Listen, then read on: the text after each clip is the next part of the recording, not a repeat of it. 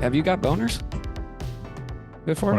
When I look at myself, only once. I looked really good. It was my high school prom. What were you wearing? I was Tux or wearing dress? a beautiful rented tux I got from the mall, Stone Ridge Mall in Pleasanton, California. Fucking just thinking about a bunch of like 16, 17-year-old kids like fucking spending hundreds of dollars on a tux to go to some dumbass dance. School's a racket. That's Oh yeah, enough said on that. School is a racket.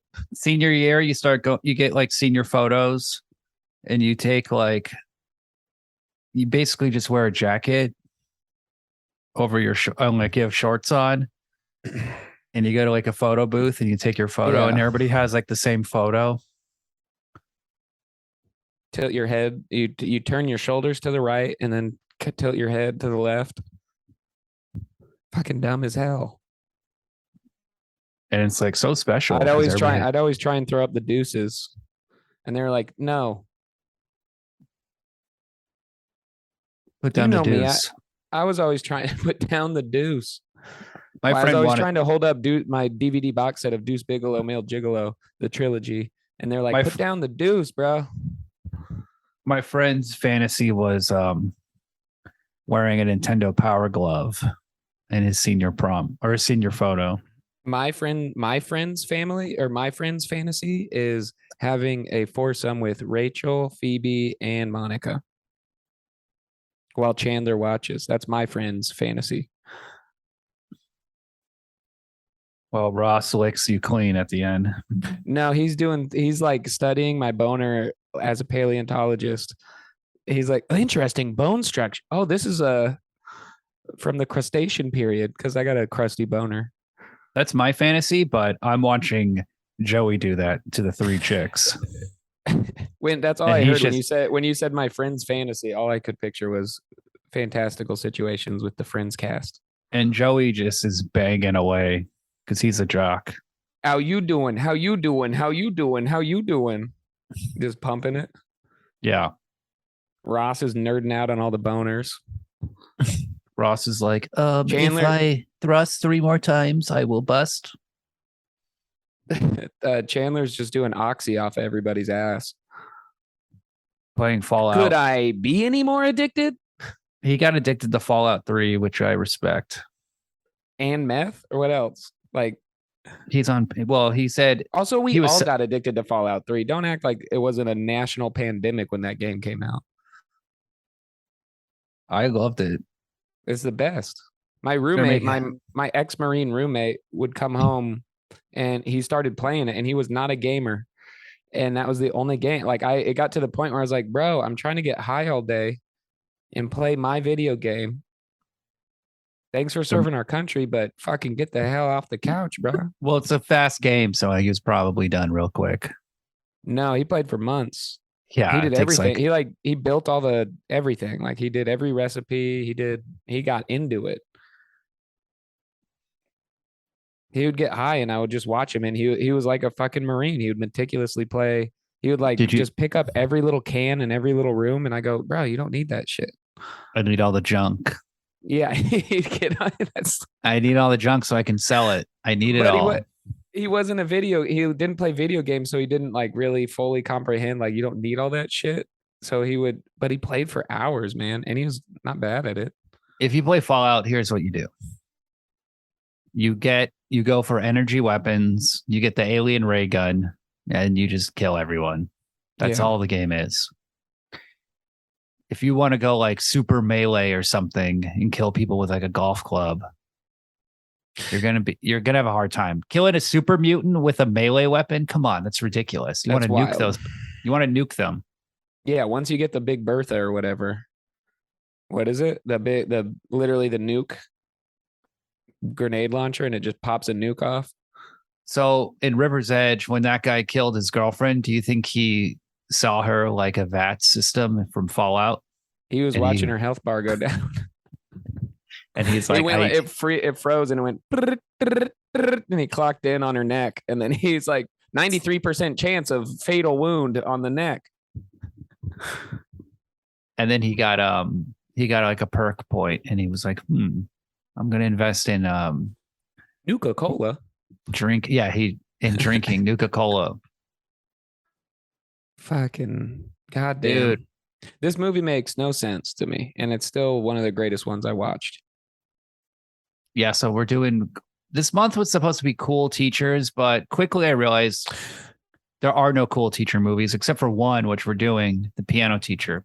And that doesn't even take place at like a high school. It's like literally a music teacher. So, I just wanted to show cool movies that would be fun to talk about. So 3 O'Clock High was fun. And then this movie, River's Edge, this is actually an episode we did as a test episode, Adam and me. And Adam just was like, it was boring. This movie's stupid. He just had but then he had nothing to say. So I was like kind of, it was a pretty bad test episode. Also, I feel like I don't even know if I rewatched the movie for that test episode. So I definitely felt like I was rewatching it for the first time in a while, watching it 2 nights ago. It's good. Does it hold up? River's Edge. The first time I watched it. 1986. So guess how old I was the first time I watched this movie, Ryan?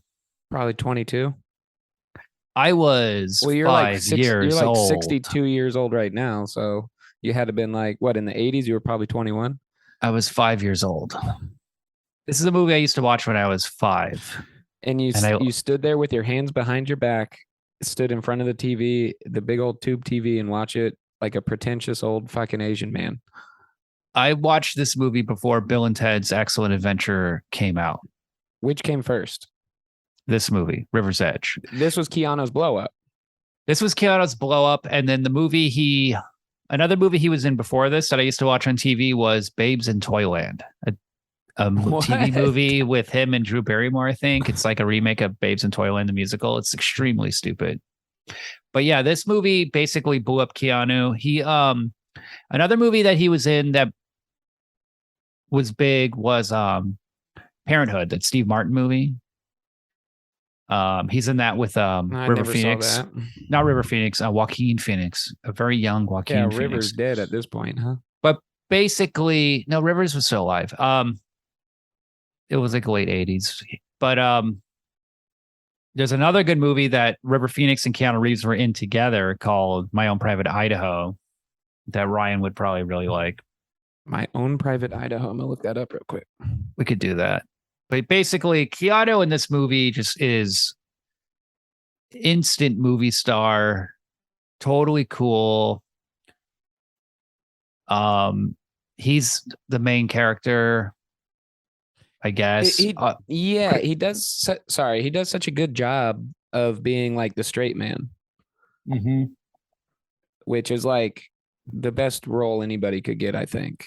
I don't know why these actors get mad when they get the straight man role, because they can't go above and they can't do what Christian Slater did and make a character out of it.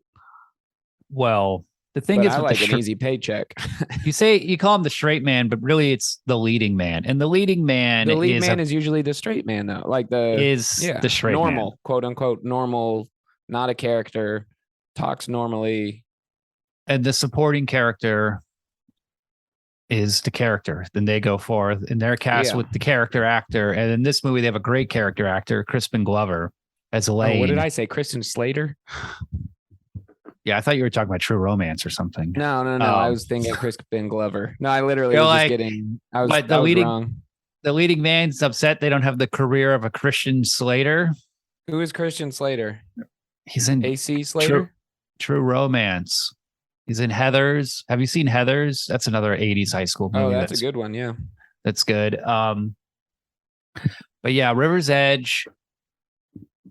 It's about a group of teens who they're like working class. They're into heavy metal.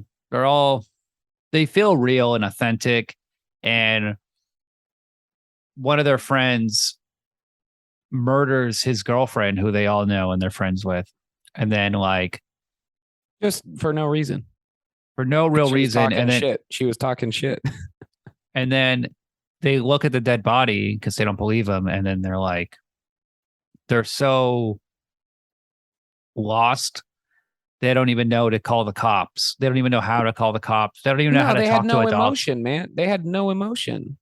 They didn't care. It didn't affect them.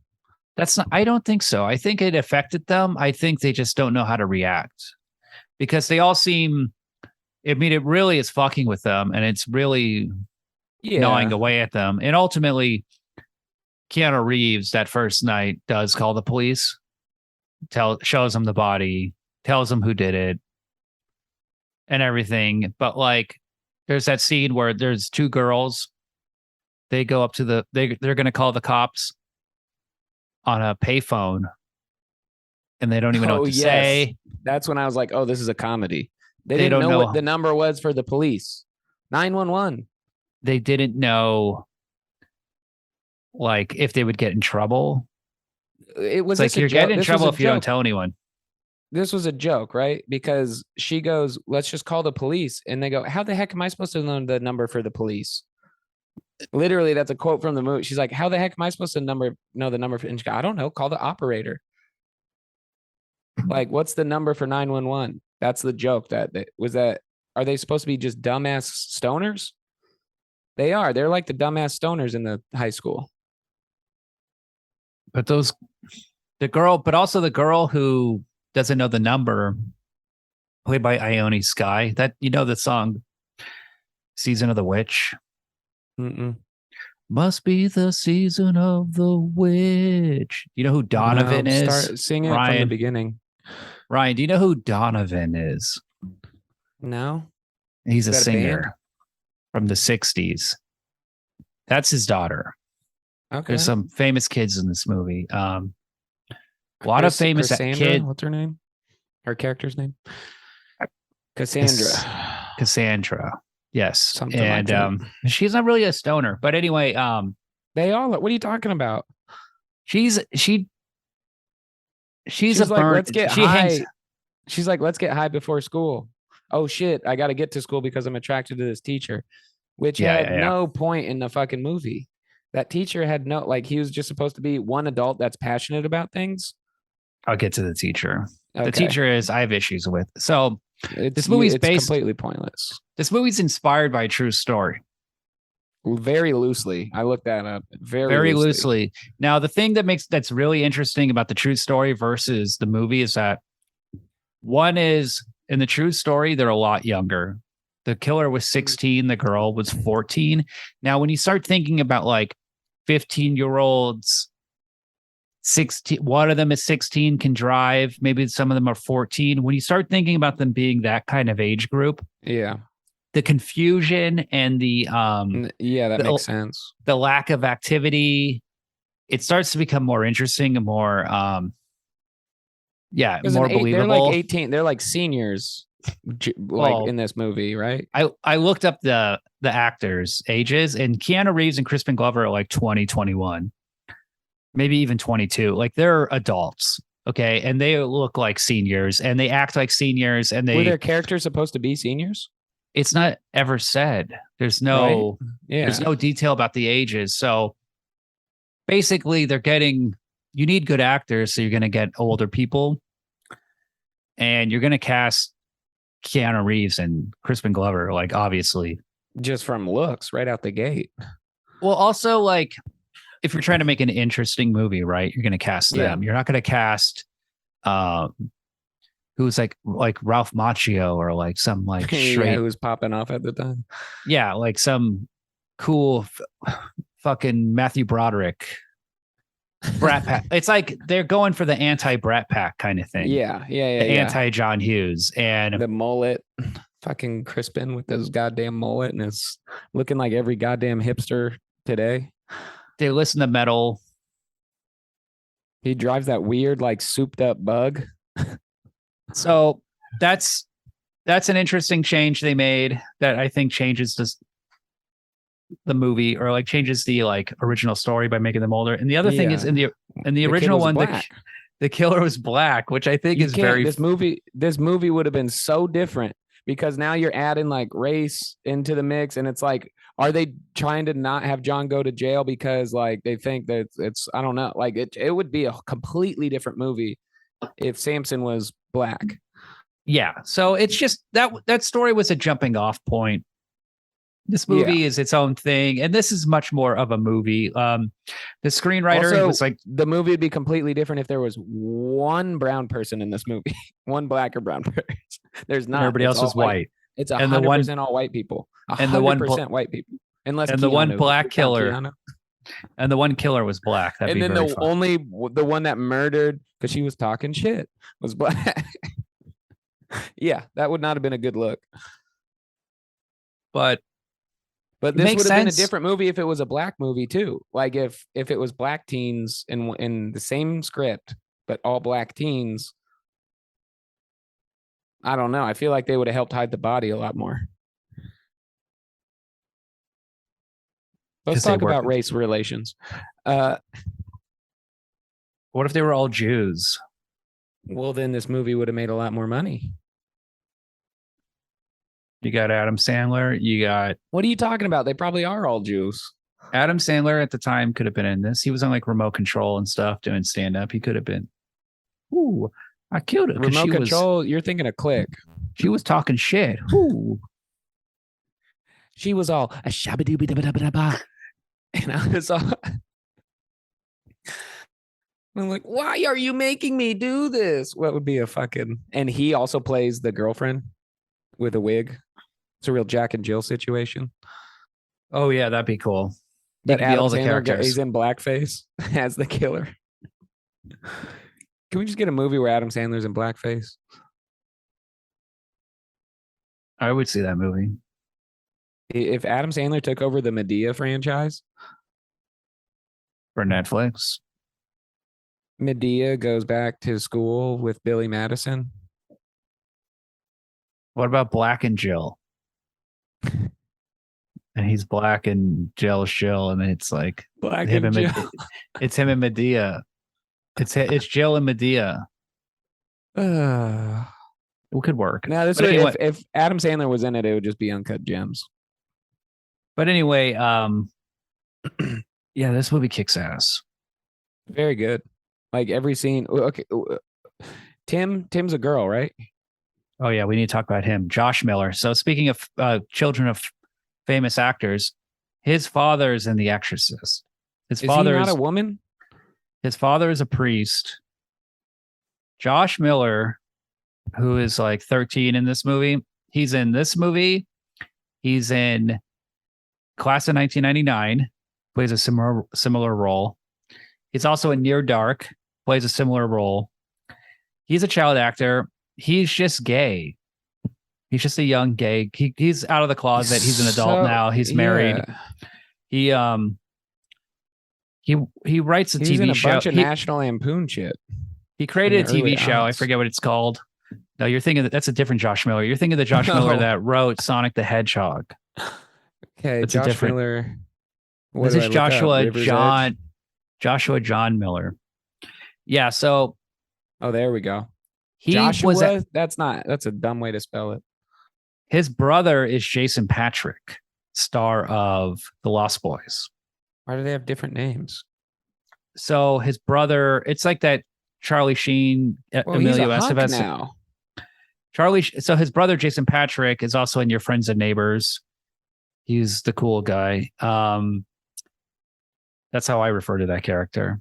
Okay, I truly thought it was a woman or like a girl at the beginning of this movie. I thought Joshua Miller was a girl, and I thought it was just like a very nonchalant way to go about. I truly thought that there was a little girl playing the boy, and I thought it was recast. I thought it was a creative choice for that like had no reason, not like a political statement or nothing, but I thought it was just like a kind of a cool creative choice to have like a young girl and just be like, that's my brother Tim. That's Keanu Reeves' little brother Tim. He's like a little psychopath. Weirdo, like literally it's weird, like a psychopath. Like the movie starts with him seeing John. Well, first he throws Samson. A doll. He throws a little doll off a bridge. Which we find out is his sister's doll. Yeah. That she's looking for the whole fucking movie. Okay, another question while we're on the Hold on. We got to talk about Tim. Being a menace to his, One more thing about Tim. Originally, that role was played by Corey Haim, and he was actually there you go on set, but he got pneumonia, got fired, so he had to leave the film. And then I guess Joshua John Miller was the bro. That would have been an all-star cast if he wouldn't have got pneumonia.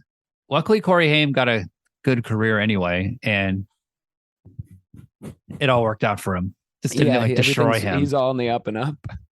Well, I mean, he did as well as he could. He was licensed to drive and shit, He did as well as a continuously molested child actor could grow up to become. He got pneumonia, quotation marks. He got an STD, huh? Well, the rumor is that Charlie Sheen raped him on the set of Lucas. Yeah. And rumor? Isn't that just true? That's what Corey Feldman said. Yeah, and I'm sure they just had sex. I'm sure it's rape. It is rape. Well, Charlie Sheen was like an adult, so therefore it's non-consensual. Men. You just hear down the hall, like when you're in your dressing room, your little Joshua Miller or whatever, Corey Hames, and you just down the hall, you just hear men, leave men. Isn't that the theme to that fucking show Sheen was in? Men behaving badly. 2 Men and a Baby or whatever that show is called. 2 Men and a Baby. No, what is that? You know what I'm talking about, Charlie? Men behaving bad, not men behaving badly. No, it's men and 2 Men and a Baby, some shit like that. 2.5 Men. 2.5 Men. Yes, that's basically 2 Men and a Baby. So anyway, Tim, Joshua John Miller, he's like a little theater actor. His dad is a famous Broadway star. His brother's a big actor. What? This actor's family is in the entertainment business? This child star? What? Like I said, actor's son. Donovan's daughter's in the movie. Crispin Glover's dad is famous, or not famous, but he's an actor. Bruce Glover. He's in one of the James Bond movies from the 70s. I think maybe Diamonds Are Forever. He's like a very Keanu. Keanu's parents were both fucking heroin addicts. Remember Youngblood? Keanu was in that and had like 2 lines. Never seen it. We watched it on the hockey movie. Fucking idiot. Oh yeah, he played the goalie or whatever. He's a French Canadian goalie. Yeah, he's a lot better in this movie. He actually played hockey, right? Keanu almost went pro in hockey, and then he tore his ACL, and then he got into acting. Literally, right? Am I wrong, or is this Keanu's best performance? You're wrong, but this is probably the best casting. I wouldn't say performance, but people like this because he just plays level. He doesn't try and go too stonery. He doesn't try and go, Bill and Ted with it. I wouldn't say it's his best acting. What would you say is? That's what I'm trying to think now. Because The Matrix is a better movie. But we got to talk before he became big number one. Like, I'm the chosen one to save the world. Before he became big blockbuster action guy. What was before this? Is my favorite. Yes, I would say watching Point this, I'm Break. like, watching this, I was Dracula. like, yeah, I see why he's a major Johnny celebrity. Mnemonic. I mean, come on, what are you talking about? Johnny Mnemonic was good. This is better than Johnny. He's better in this. Yeah, I agree. This is his best performance. Constantine's dope though. He plays a really good John Constantine. He's not even British. I know, but that movie's not the real John Constantine. They can't all be Butcher from The Boys. Fucking cunts. I still haven't watched it. My brother's into it. The Boys? Yeah. Oh, you got to watch it. You coward. Trying to think of anyone. Oh, of course, we haven't mentioned the other great actor in this movie, Dennis Hopper, as the biker Feck, the guy with the gun, the weed dealer. This is what I'm saying. If Corey Haim was in it, this would have been a star-studded, award-winning fucking cast before they all were award-winning. I think Joshua John Miller's better than Corey Haim. Yeah, I agree. But like, it would have been a better in hindsight poster. This movie did really well considering, what it was and what it was about. They said it was the most very controversial movie of the year. It was very depressing. It freaked everyone out. But the 80s was a time of moral panic. Critics were, they would judge a movie morally in a way they don't do so much now. Yeah, I was looking at old adverts for this movie, and they were advertising it as the most controversial movie of the year. That was like their quote. It's on the video box. It helped. Right. I saw this on video. So like Dennis Hopper is awesome in this movie. He plays an old like biker, not a hippie, a biker. And he basically like lives in this little tiny house. Although honestly, it's not that tiny, but it is pretty fucked up with like motorcycle parts everywhere. You want to talk about a Fallout style room. He's basically like a raider. Well, yeah, right. He's like a Fallout. Just like yeah. He has his blow up doll, his gun, and then he has a giant bag of the worst fake weed I've ever seen in a movie ever. It's basically, dude, it's moss from a fucking train set. Yes, it's moss from a train set. It's bright green. The kid, like Josh Miller and his little buddy with the nunchucks, who's a cool character. They like steal the weed after they knock out Dennis Hopper. That kid stole the show for me. That dude, he doesn't have a single goddamn line in the whole movie. This kid with the nunchucks, he is ride or die for Tim from the get-go. They steal a car. Keanu grabs that BB because they're shooting crawfish in a barrel with their BB gun on the porch. You remember that scene? Yes. And Keanu like takes the gun, and the second Keanu grabs the gun, that little homie immediately poses up with his nunchucks like he's about to fucking fight Keanu. Dude, that kid is a ride or die. That's what true friendship is. Like, he was going to get his ass kicked by Keanu if he even tried to swing those chucks. Yeah, and think about how ridiculous what you just said is. But the movie makes it look real. That's the best thing about the movie, is that it looks real. It doesn't look like a movie. It doesn't have... I know that kid. I know that little shithead kid. Like, I grew up with a kid where he was just ready to fucking swing chucks. You know what they... Like, in the 80s... It's like a movie about kids who watch 80s movies about kids. You know what I mean? Yeah. It doesn't feel like Monster Squad where they're precocious and they have nunchucks and it's like, no, he's a white trash little fucker and he has a pair of nunchucks. And Tim wearing his like sweatpants and his Jesus Christ, dude. His what jean the fuck jacket, was that outfit? His jean jacket and his skunk leather hair. Jacket, sweatpants.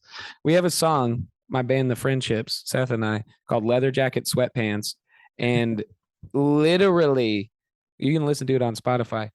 It's literally, the song is about somebody wearing a leather jacket while also wearing, it's like a hard rock and roll song. A dude, we just thought it was so funny that somebody would just walk in to a fucking convenience store wearing this badass, from waist up, just this badass biker, leather jacket, vest, denim jacket over the leather, and then just fucking sweatpants. Well, he wants a little. That's what the kid was wearing, though. I didn't even know this was an actual character. He wants a little looseness. Fucking sweatpants had a heyday in the 80s. The clothes in this movie are amazing. Fashion wise, this is incredible. It's hard to say, like, as far as 80s movies go, this movie might hold up the best fashion wise. It's up there because they're not wearing. It definitely inspired a whole hipster culture for sure. Oh my God. Crispin Glover for sure. And the tie dye, and what, it takes place in 72 hours or some shit. The whole movie is like 3 days. So this is how people dress now. Yeah, exactly. This is how. So Mike Wiebe, we've had him as a guest, right? Mike Wiebe has always, he told me, and I think he does jokes about it on stage, where he's like, he always got Crispin Glover. People always say, you look like Crispin Glover, you da-da-da. And I always was thinking Back to the Future. Watching this movie, I go, that is 100%. I go, you obviously were inspired by this movie, Mike. And he's like, yeah. Yeah, I'm sure. The way Crispin Glover acts, the way all of this, that's freaking Mike Wiebe, dude. If Mike was on this episode, I mean, he would be like, yeah, I've seen this movie like 1,000 times. Yeah. He's like, yeah, that's what I based my entire personality off of. I've seen this movie. In the 80s, this was a big movie, and it was about teenagers, so teenagers and kids watched it. Yeah. And just some dead old cold titties right out the gate, though. We love the fashion. We love the metal shirts. We love good fake body too. Rigor mortis and everything. That body was like they were moving it around and it was like stiff. So when I did improv, this guy Brian Koppelman,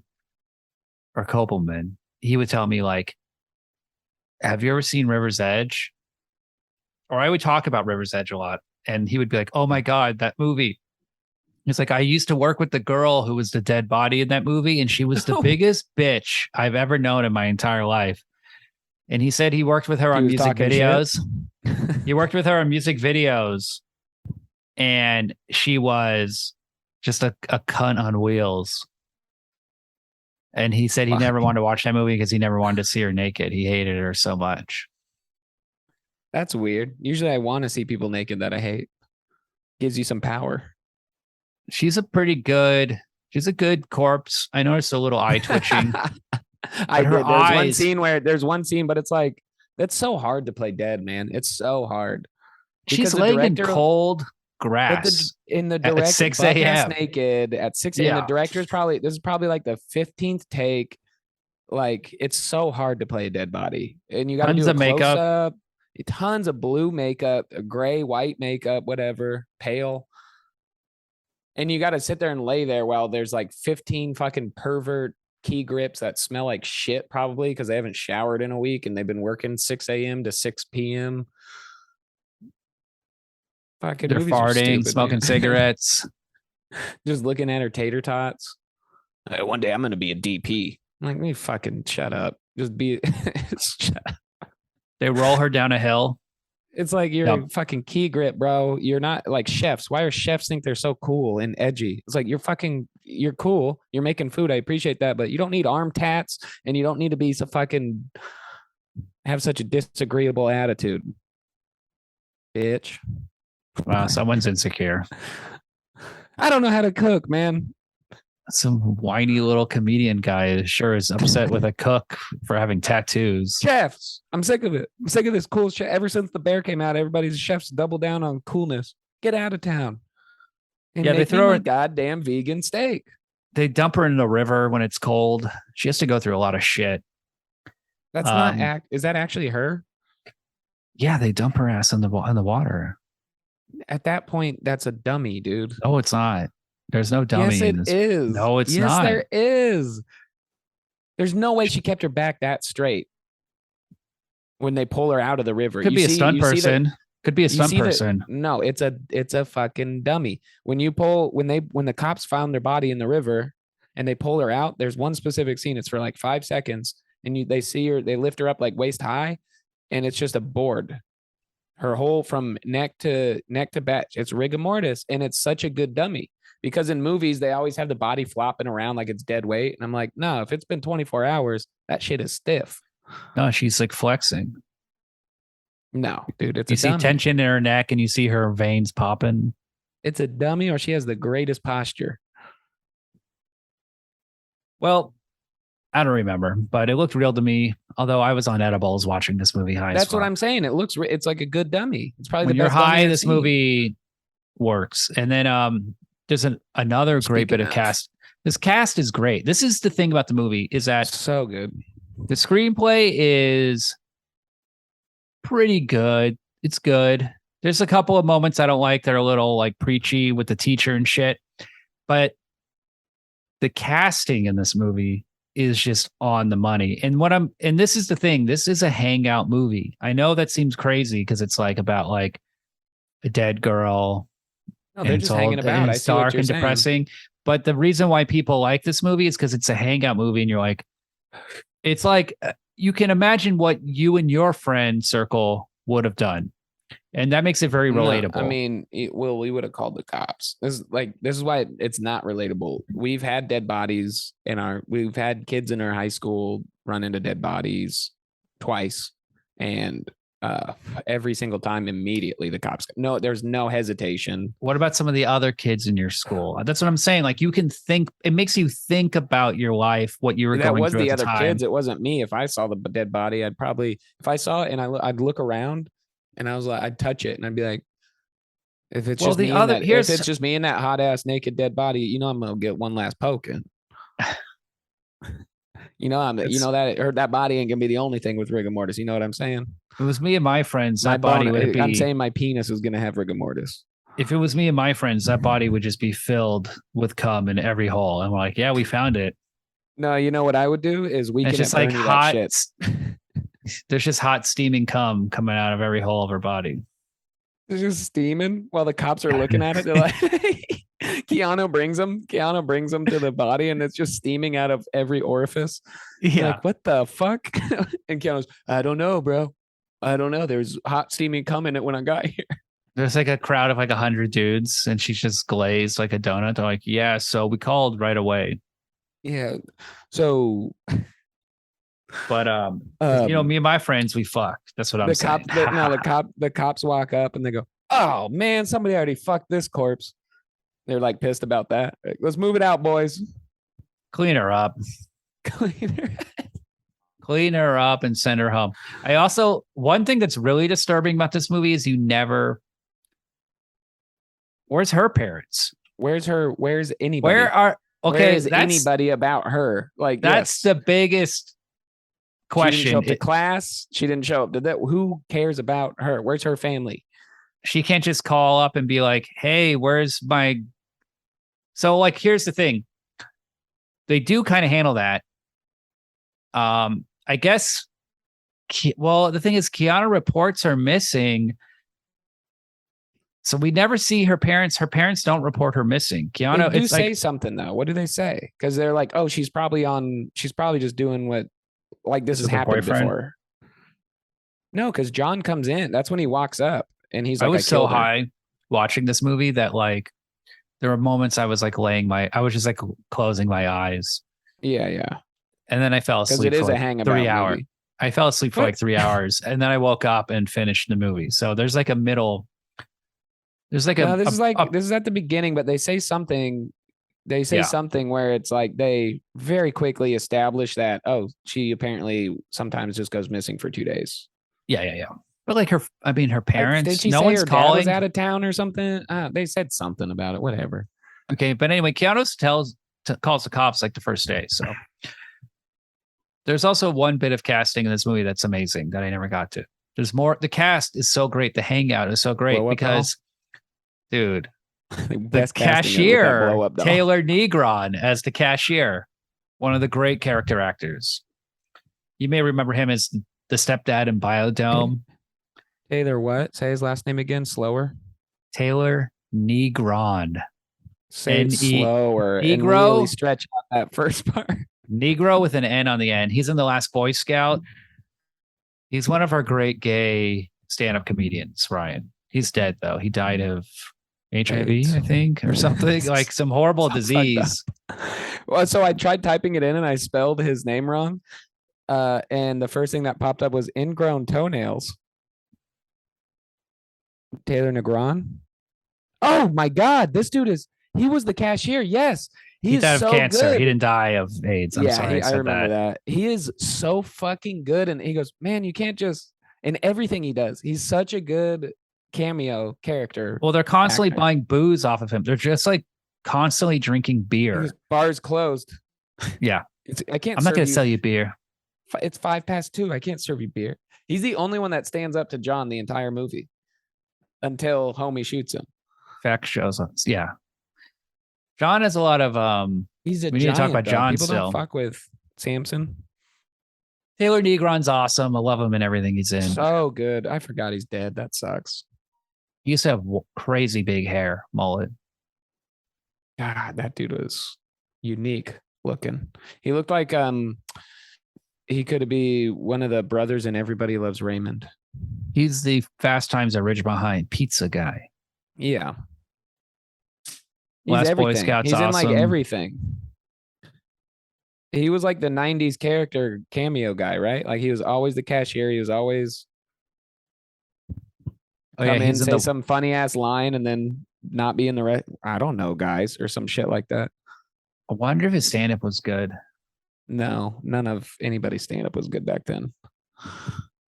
Nobody's. But it was very clever, very funny. Man, I'm burning all my bridges. I told you I got drunk last night at work and I was hurting people's feelings.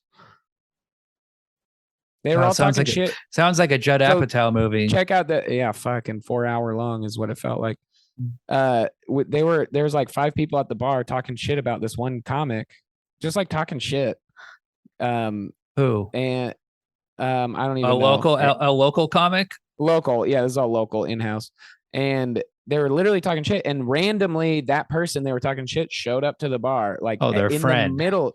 Exactly. And so he walks in their friend group. But check this out. Tell me if I'm this wrong. Yeah, they were talking shit. No, he's not in the friend group. He's just like, because the bar is all comics, so we get from open. Well, he's close enough to the friend group to go to the bar that he's guys in our community. Yeah, comes every other day, and so they're like talking shit about stand up and stuff. They're just talking shit. It was like, what a weirdo. He's fine, but he walked in, it like and then they all kind of stopped talking shit, and I go, holy shit, dude, we were just talking shit about you, man.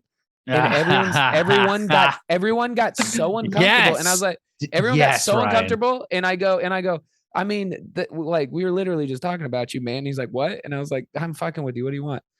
But I was like, you guys can't. And they were like, Ryan, why'd you do that? And I go, because I don't want that fucking growing a tumor in my brain. If I like fucking just nut up. I would do the same thing. That's how the night started, though. And then I was just like, that was not a mean thing to do. I thought I was being nice. Also, don't talk shit. Doing that, Ryan, is exactly what you should do in any social situation. I'm burning bridges, bro.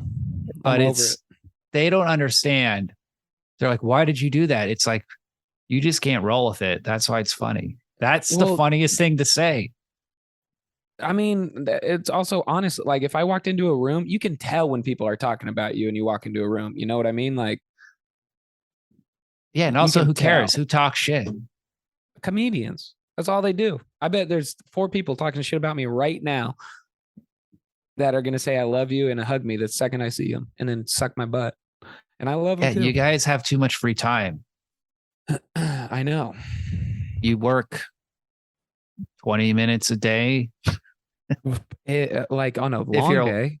And then you're like, no, fuck you. I worked a triple I didn't. When you do stand up though, you know what I mean? You're only doing a little bit of stand up. So you have way too much time when you're not doing stand up. Yeah, but these people will be the same whether they were fucking hedge fund people or stand ups. It's a personality type that just happens to go to stand up. And I'm one of them. And we have a lot of free time. We're all thick. We're all just, and here's the personality type of pretty much, and I'm just speaking for male comedians, cis white male comedians. We're all just stereotypically thick-dicked, juicy assed, mentally damaged people. That's true. Except for me. I'm mentally fine. And I got a skinny dick and no ass. Look. You gotta you gotta fuck with your friends. You gotta what I gotta do. You just gotta fuck with them, okay? Don't let them get away with anything. William, do you have friends? It's an exclusive club. You don't have friends, bro. It's an exclusive club of friends. Give me some advice about how to handle friendship. Just say the most uncomfortable thing at any moment. Just bring it up. You just bully Adam. That's like your relationship with Adam's your best friend, and you're Adam's best friend, right? No. Now that he's not here, let's get to the real juice. He says that, but I say no. I always tell him. I've never heard either of you say that, but does he actually say best friends? I don't know. Who knows what Adam thinks? Here's what I've come to realize about Adam. We can't not talk about him. He is who he is, and he will never change in any way whatsoever. And does anyone really change? No. So it's just like, yeah, the difference is I was getting into it last night, literally about this. We'll get back to the movie here too, but we're getting to the age, me and my comedian friends, where some of them are in their 40s now and they still act like they're in their 20s, like emotionally. And there was a moment in time where they just stopped aging or growing. They just became a person. And I was like, I did the same thing. It just happened when I was 16. I figured out who I was, and I've just been talking and acting the same way. And I was an old soul, just a wise, beautiful old soul. Just wise and beautiful at the ripe age of 16. that's what you think about when you think about me. You is acted like an 18-year-old. I was wise and old. Yeah. And I was about 2 years older than, well, now you're in your 30s and you're acting like you're 18. Exactly. Wise and old. Yeah, Ryan. You know what? I hate to break it to you, but you know what causes that frozen like adolescence? Molestation, drinking and smoking weed every day. I didn't do that till my mid-20s. Nah, that ain't true. All right. Doesn't help. But doesn't hurt. What do you do? I smoke weed every day. And fall asleep during River's Edge for the 10th time watching it. Well, you bitch. I was just like, I just needed to really get into the movie, so I took a weed edible and then fell asleep. Those fucked me up. I think so. Okay, we let you, me, and Adam. We see we've walk over. Well, Adam's definitely John. Adam's definitely the one that accidentally murdered somebody. No, it could be any one of it. Could be any one of us. It would be a totally different situation. But would you like right out the gate? I think I would be like, I need a fucking drink if I saw a dead body like that. I think immediately I'd be like, I need a smoke. I need a fucking drink. Let's go to the bar and call the cop. This is wild. I need a drink. Yo, I need a drink. I'm in high school. What do sober people do? I mean, the homie killed him and walked over to the gas station and tried to get a tall boy, a single, not even a tall boy, just a single can of beer. Yes. And then, the kid Tim stole 2 tall boys. Tim steals it and like the weasels up to him. He's like, this guy's cool. I'm killing little dolls and he's killing real women. That's awesome. He's also killing little dolls. Yeah. I can use this to my advantage. He's like the Tyrion. He's like the dwarf. He's like the Game of Thrones, little mischievous. No, just puppet master. Or he's trying to be like Littlefinger. No, he's like Littlefinger.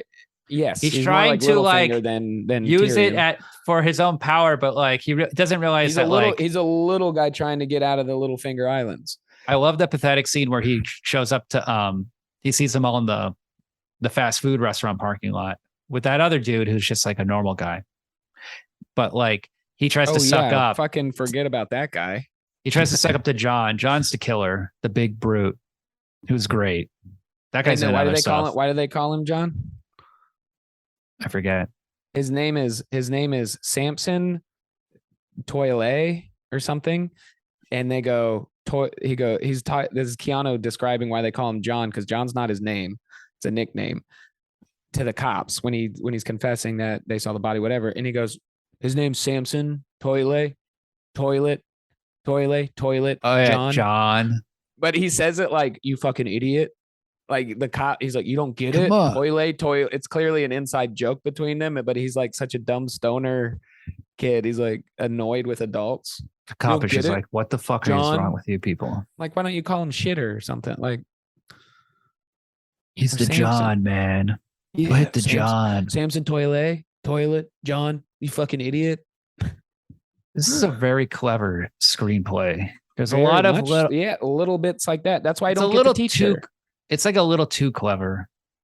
We got to, and that's where that's what happens with the teachers. Like the teacher is completely pointless. Well, he's not pointless, but it's like this. What's the point then? There's a contrast in this movie with the teacher and also Dennis Hopper, where that's the older generation. And this teacher cares. He's the only adult he's the only one that shows like passion about something. We should be rioting. We should be in the streets, because he's talking about like a hippie thing of like, or just a counterculture thing of like, you protest. Yeah. I went to college during, the late 60s. And there was a lot of that shit in the 80s about like what happened to, like, why did the hippie thing just stop? Because it was so much passion. It was like this, it seemed like this cultural huge upheaval. But honestly, the thing is, I mean, it's an illusion. It's not like everybody was a hippie who was It's just young. a style. Yeah. It was just a thing. And then it was like, it was in all the magazines and all the popular music. So where did it go? It's like, well, it's just a simpler time too. There was jock. There was like, you could easily categorize people. Like there was categories because society was way more closed-minded. There's literally, whites only, colors only. Imagine a teacher. He's like, it was the most segmented time. What am I saying? Segregated. What if the teacher was like, you had to do, it was so fucking boring. The teacher's like, you guys, we had fidget spinners. You guys don't even have that. You're fidgeting. You're on your phone. Back in my day, we had fidget spinners. It's like, that thing was a fucking stupid flipping one, and he trend. goes, do you even know what this is? Do you guys even know what this is? I was part of the Vine generation. Okay. We did all your TikTok stuff before you. We had no filters. We had no editing. We had 6 seconds. 6 seconds. We had 6 seconds. Can you process that? We were great. You know what? Let's sit in silence for 6 seconds just so you can see how long 6 seconds actually is. And then Instagram. I had a Holocaust lit teacher who was this guy. We had a revolution. Yeah. So he's a boomer. Literally, I had a Holocaust lit teacher who was probably the age I am now, 30 something at the time. And it was an experimental class, and it only lasted about 2 or 3 years. And it was insane. It was a class specifically about the Holocaust in history, literature about the Holocaust lit. And this dude came in and he got passionate. He yelled like that. He cried after every fucking class. He would sit down at his desk when the bell would ring, and he would sit down and he'd just start kind of like weeping, and we all just would funnel out. And I'm like, God damn. And he was a hunk. He had a cool beard. He had wavy hair. He wore cardigans. Years after I graduated, he showed up at one of my comedy shows, and he's like, yeah, I quit teaching. I'm like a waiter at a thing. I was like, God damn. Like, you were crying about the Holocaust years ago. Oklahoma, baby. Or no, Nebraska. That's Nebraska. You have gangs in Nebraska?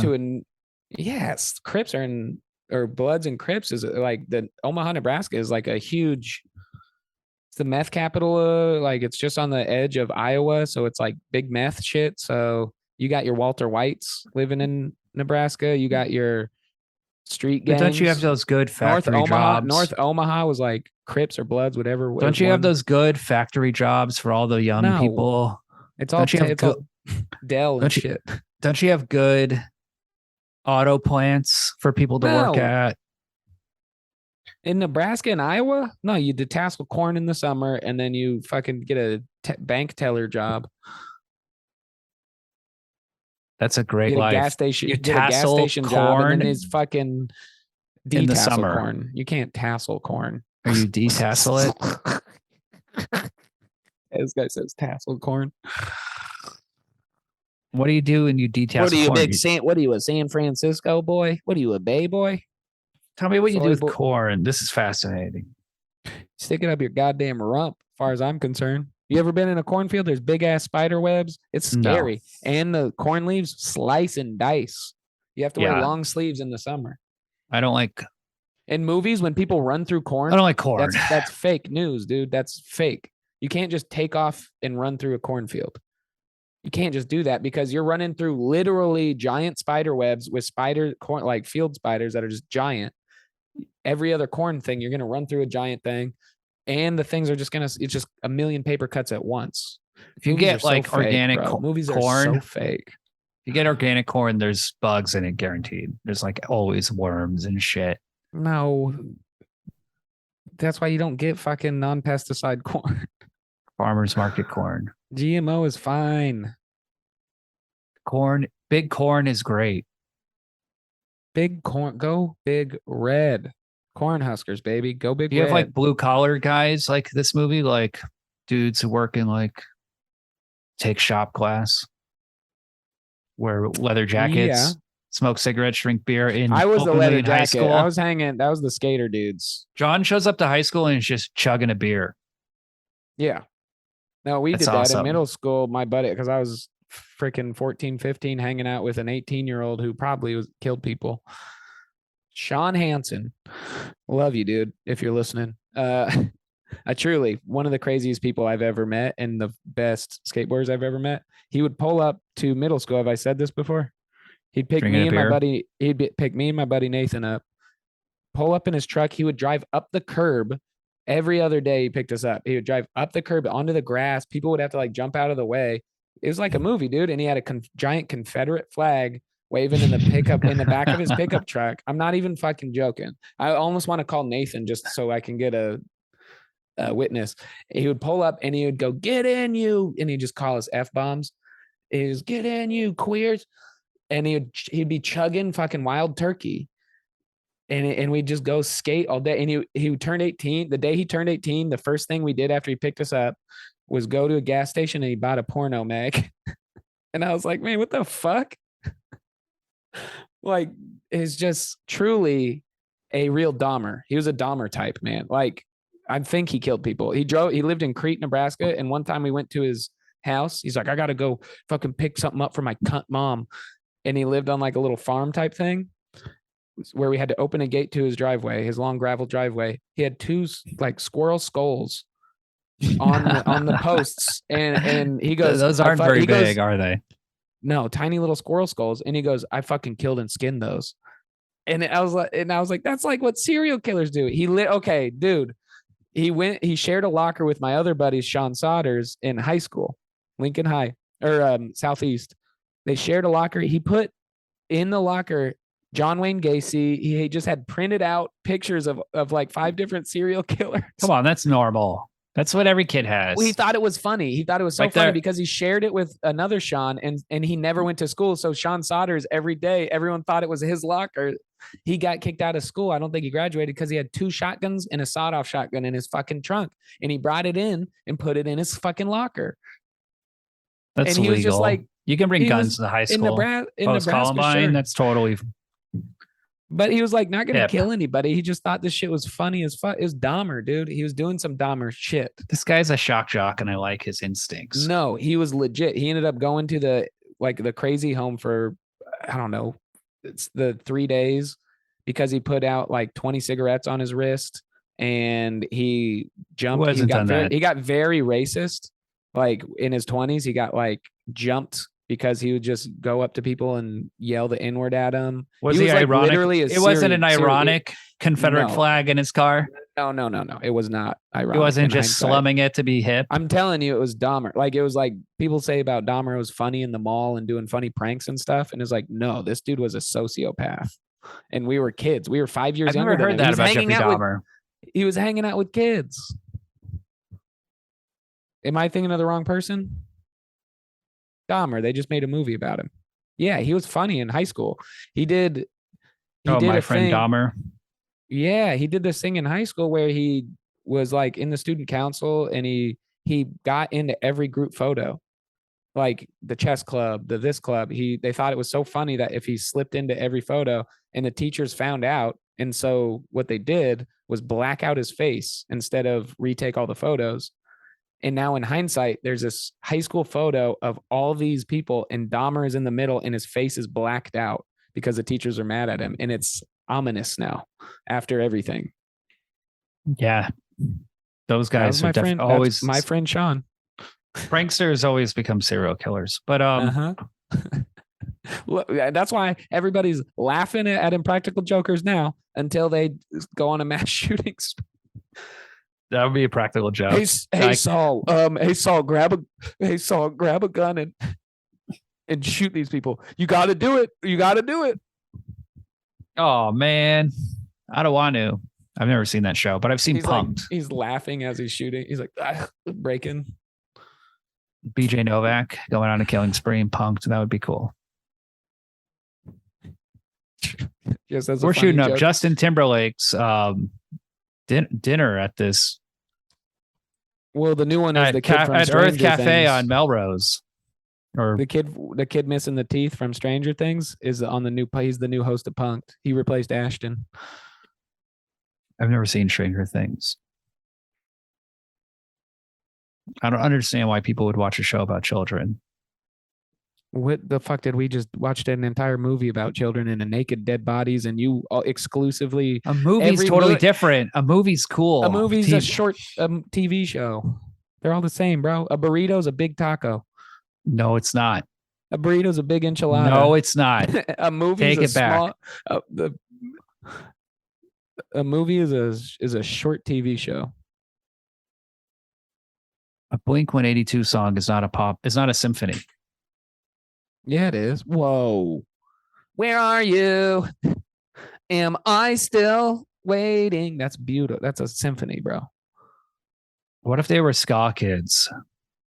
And it took place in like 1990. Glover kind of was. 1996. What and was Glover? They were wearing like bowling shoes. Yeah. They had like what are checkered fedoras and garage black and white check key, a button up that has like piano keys, like a blue collar shirt. Is that what they called it? They would just wear like random blue collar shirts. Fucking ska is so weird, man. Checkered Vans. If you put any subculture into ska, it's an instant joke. But there's got to be other subcultures we should try. Ska. No. I was having this discussion about rollerbladers, inline skaters, like, extreme skaters. It's lame. It's always been lame, like either skateboard or fucking BMX. It'll never not be lame. Inline skate or it's rollerblading is the fucking equivalent of ska. And didn't last. No, it's still going on. I have friends who are in their late 30s still trying to film parts for rollerblading. And I go, bro, no. Well, you live in Austin. That's like what you do. You rollerblade in your 30s. And then you talk shit about your friend who rollerblades. Who's about to show up. Yeah. And you're just like, fuck that guy. He's totally different than us. Oh, literally does the exact same thing you do, you fucking idiots. No, it's different. He's got a different passion about it. I don't understand why anyone would do stand up in Austin. It just seems like a complete waste of time, dude. No, dude. LA's a waste of time. New York's probably not as much of a no. Probably not. I'm talking specifically stand up. Austin is, and it's different now because it is such a cliche anymore. Literally, since LA and New York moved here, not just Joe, but yeah. The entire city's different. The vibe of the city is different. But when I was here when I first moved here, is like, dude, is a weird, like, this is gonna sound gay, but it was like a weird dome of creativity. The audiences are creative people, so like it just creates this city full of good entertainers, of good musicians, good comedians, because the audience is like also creative, so they'll like be honest with you if it's bad and then hype you up if it's good, if this makes any sense. So Austin is the only, people would literally fly here for a weekend just to do a couple shows to get out of their fucking headliners and shit, because it was such a fun, and then you go party. Big city, small town vibes. It has big city vibes and it's a small town. That's really rare for a big comedian to fly into a smaller city and practice stand-up. No, it doesn't happen that never happens to Chicago or Philadelphia or Boston. No, I know. But Ron White has like, this is why Joe Rogan moved here. This is why all these people moved here, because it's dope ass. Also, property tax doesn't exist. So yeah, that's why you're doing it. That's why I'm doing it. Look, Austin seems like, I'm just saying, Austin's a cool city, but if you're like at your level, what's the point? What level? That's the point. What level am I at? Like, are you trying to get to? It's like you're not trying to get to a bigger level, because that's what LA people are like. That's the mindset, right? They think that is the mindset. They go, so I got to get this 5-minute set. I got to get 5 minutes. What's the point, Ryan? Whatever. If you don't get my late night set, and then they get these late nights. I'm longevity, bro. I'm going to be here in 20, 40 years. I'm still going to be doing, I'm going to have ups and downs. But these LA dudes, when I lived there, I got to a new level, Ryan. They were roasting me for, I'm in it for the long haul. They wanted to get 15 minutes. They wanted to get their 15 minutes, and then they worked on 7 minutes, got on Conan, and then got booked for 30 minutes and couldn't do 30 minutes because they only had 7 minutes because they only focused on 7 minutes for the last 5 years. Short term, like it's short term fame. And I'm bitter because I tried to do that too and I didn't get it. It's hard. It's hard because it's not fun. And it's hard. And also the other thing in LA, because it's fun and it's the only thing that I feel truly passionate about. And I feel good when I do it, whether I'm bombing or not. So it's not about the LA mindset of getting to the next level. That's just a fool's errand. That's capitalism. Yeah. My next level is I want to be able to always be good at it. Like I want to be able to just be funny 100% on stage. I want to get better at it. Personally. So you have and I love it and I don't want to taint it. And so like forcing myself to go out to mics and stuff is going to make me hate it. So I'm just not doing that. True. Also, I don't think I'll ever do a mic again. Forcing yourself to do something will make you hate it. Especially when it's fucking jokes. Like this podcast, dude. If you weren't paying me $2,500 every Sunday to record this podcast, I wouldn't do it. Yeah, this is why we do it. We do it just to get better at podcasting. While we ramble about Austin comedy and not talk about the movie. Because the movie is, look, it's a good movie. I know we keep doing good movies and it's hard to talk about good movies because there's enough said. Do you think Keanu should have got shot at the end though? Oh yeah. So this scene, they're trying to make the movie more dramatic. So they have Tim get the gun from Dennis Hopper, and then he shows up and he's like, I'm going to kill you, Keanu. Quest is to get the gun to kill his brother. Because his brother's a betrayer. And it's like, this rang to me like it was inspired by Rebel Without a Cause. There's James Dean is in that. And then Sal Mineo plays like a younger kid who's like his friend, who's like Mexican and has problems. And at the end of the movie, he has a gun and he gets like the cops riled up and then the cops shoot him. So this just kind of felt like Rebel Without a Cause. It felt like a lot of things. It felt like a movie. It felt like a fake movie because like this obviously didn't happen in real life. And it just kind of felt like a plot thing. But I do kind of like when the cops show up and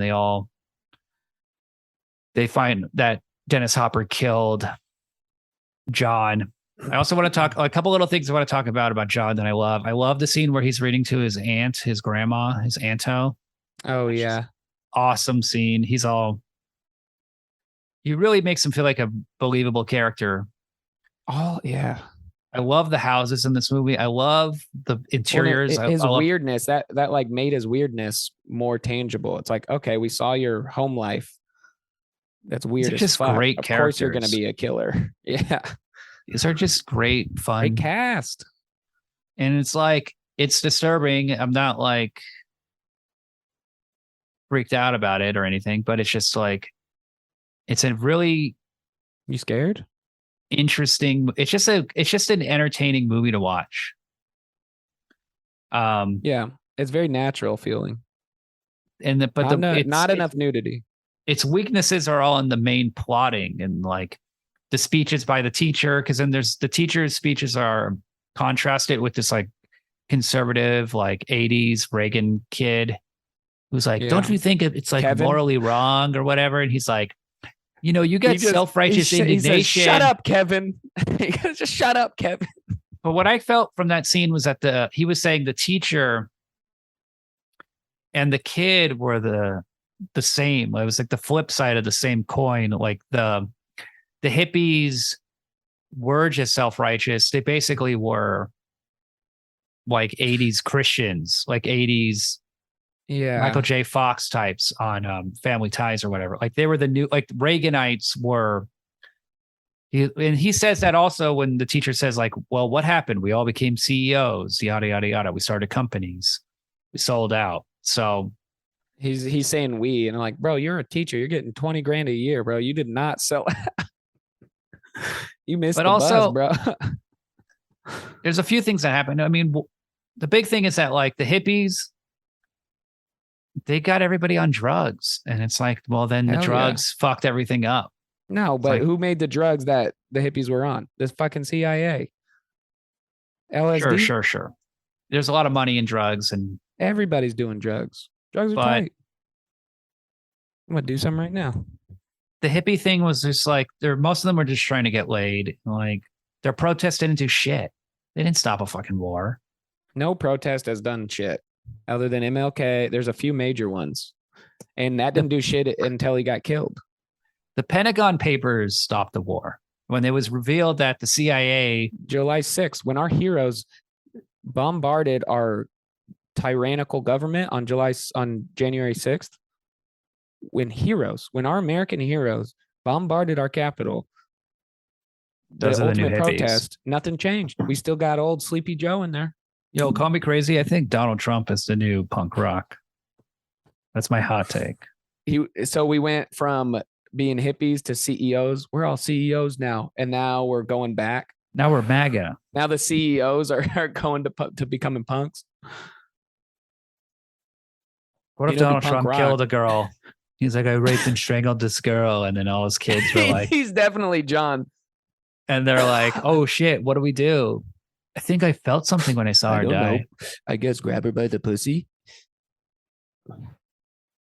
Let's go get a cuff-eve and that's an SNL. That should be SNL's opening sketch with the new cast. Oh, Alec Baldwin literally did that. Wait, he literally did that, and he played Trump.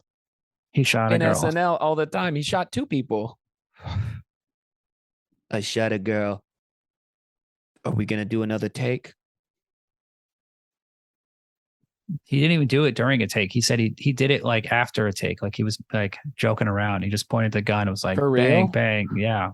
That's why he's in trouble. Oh, that's why.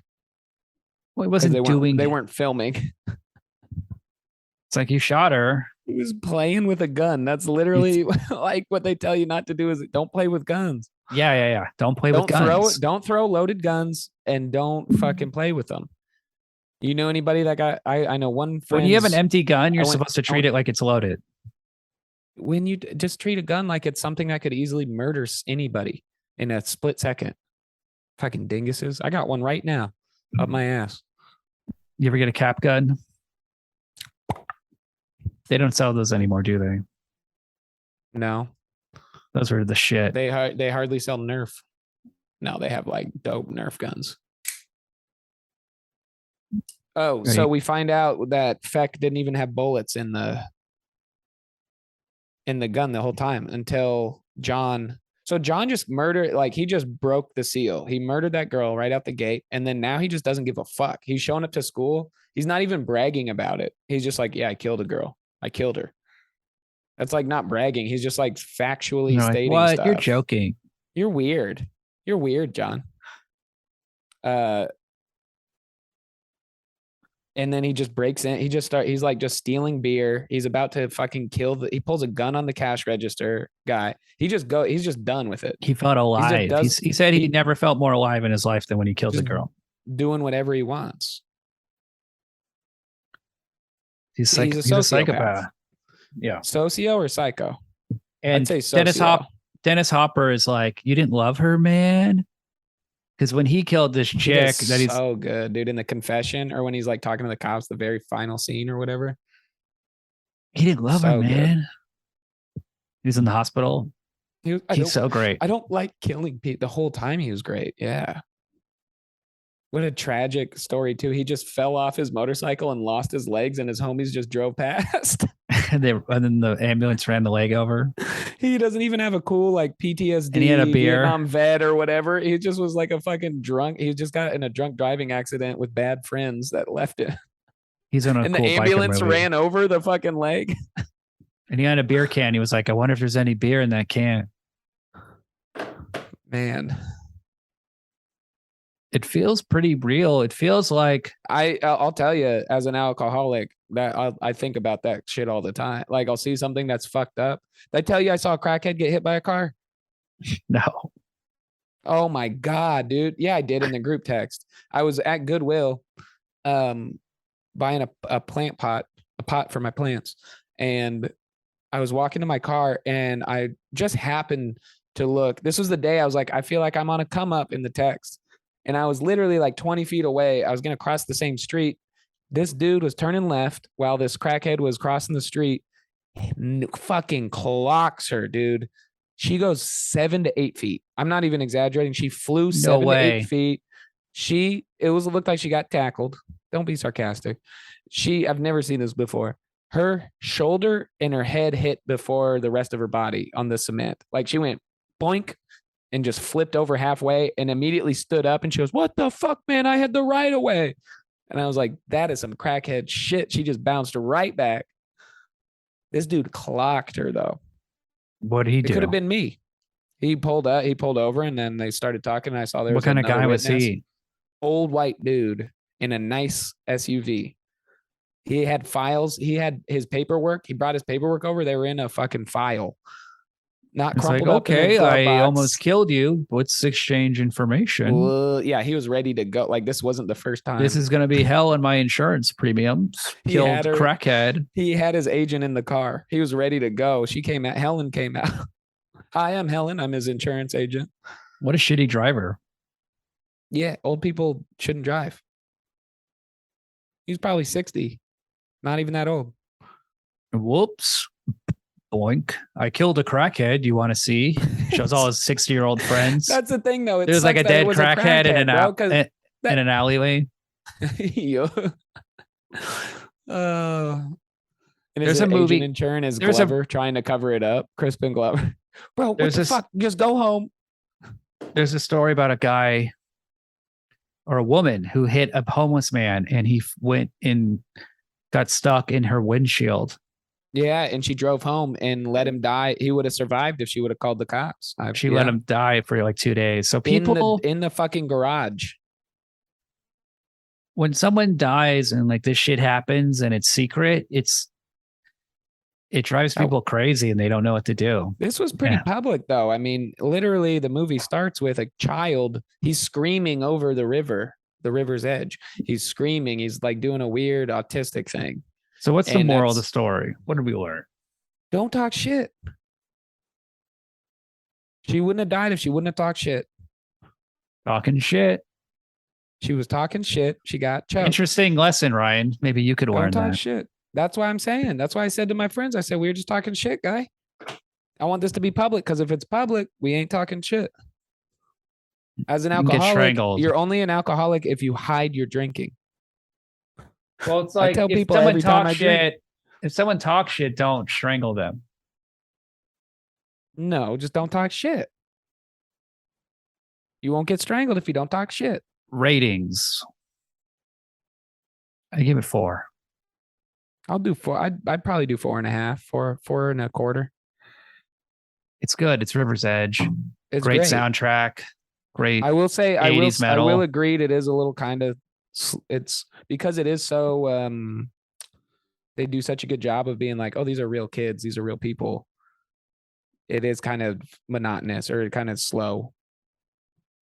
Because they don't have all these histrionic, melodramatic arcs. Not everybody's like, oh, this one's going to be a dancer. This one's going to be. Yeah. We don't even know this and that. Parents. And like, they're kind of like, some of them just kind of leave the movie. Like that one girl, she just kind of leaves. Well, and that guy, or they show up when the truck guy that they. Yeah. He worked at the thing. He's just in it for they take his truck, he loses his job. That's kind of a cool edit where he's like, what am I just gonna leave my job and lose it? And then it cuts to him driving them, and then he's just gone because they think he's the one that called the cops. But that's it. They just talk about him after. He's just not in the movie ever again. So the teacher's in it twice. If your buddy, we didn't even talk about Crispin Glover, like what his idiotic mission is, but he's just like manic. Everything he says is hilarious. Yeah, it's so fucking good. And I wanted to not like it right out the gate. I was like, bro, you're going a little over the top. But then the next scene I see, I'm like, oh, I see you now. I see it. He can't deal with it. It's like everybody's processing it differently. Yeah. He's manic. It's a cool It's a cool premise for a movie. It's kind of like Stand By Me, which is interesting. That came out like right after, where they see a dead body, So I always picture that as like a early 80s. This was 86, right? Yeah, Stand By Me is like 87. Oh. Yeah. But anyway, I gotta go. Influential movie. It was part of the zeitgeist. Okay, I'll give it 4.75.